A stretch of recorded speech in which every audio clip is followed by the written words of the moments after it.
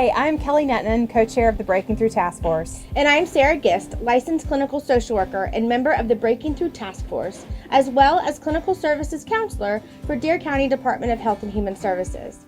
We are here to talk with you about anxiety. I want to share with you all the journey I've been on over the last 17 plus years as I've been diagnosed and learned to live with anxiety. My symptoms began significantly impacting my daily living when I was around 19 or 20 years old. It got to the point where I struggled to function in school, work, and in relationships. My symptoms would vary from intrusive, ongoing, worrisome thoughts to chest pain, vertigo, and stomach issues. It took a while to understand that I had an issue with anxiety because I thought my worrying and fears were completely normal. Anxiety is so common that it can be hard to determine when it becomes problematic. The first thing we have to understand is fear versus anxiety. Fear is more of a present moment emotional experience, so we exhibit fear when we are actually in a stressful or threatening situation. Anxiety, on the other hand, is more of a future-focused emotion. It is usually about the anticipation of the event. It has taken me a long time and a lot of work with my therapist to get comfortable talking about my experiences with anxiety. For the longest time, I was scared that talking with people about my experiences would lead to them judging me or others seeing me as a weak individual. For years, I worked with my healthcare provider and therapist to find the best treatment for my anxiety. It wasn't until the last couple of years, as I've learned even more about anxiety and mental health stigma, that I felt more compelled to talk about my experience. I'm really proud of the progress I've made and the ways I've learned to live with anxiety.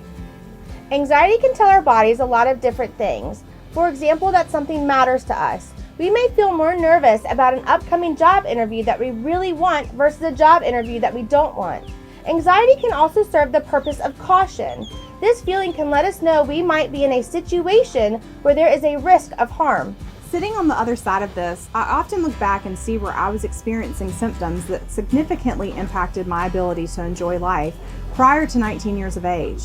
I can recognize now that I was dealing with symptoms of anxiety as early as elementary school. I remember thinking to myself, most people I know worry like this, it's normal. I didn't realize there was a difference between healthy worries and unhealthy anxiety. So, how do we know when our anxiety becomes problematic? Well, in a nutshell, it becomes problematic when the anxiety you are experiencing is greater than what you might expect in a given situation, and when it begins to interfere with some aspects of your life.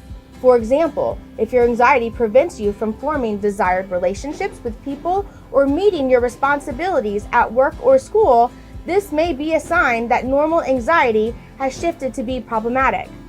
While my anxiety has been manageable for years now, I will still have an occasional struggle with it. Situations arise and can increase or trigger my anxiety, but mostly I would categorize myself as living with high-functioning anxiety, which can be difficult to recognize in yourself and others.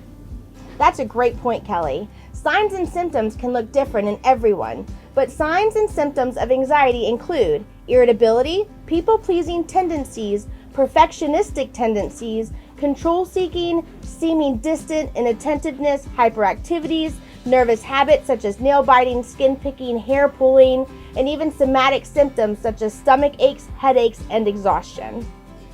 If you're living with anxiety, you're not alone. It is possible to learn how to live with your anxiety and have a happy, healthy life. In addition to working with a therapist and healthcare provider, there are people out there who will support and help you as you learn to live and better function with anxiety.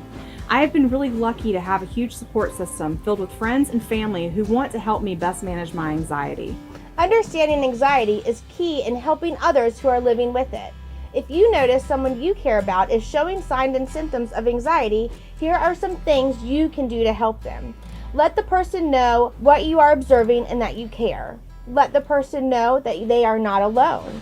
And also try to refrain from telling the person what you think they need.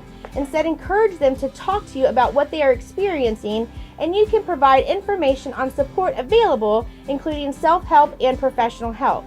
For more information on anxiety and anxiety disorders, please go to breakthestigmaobx.com.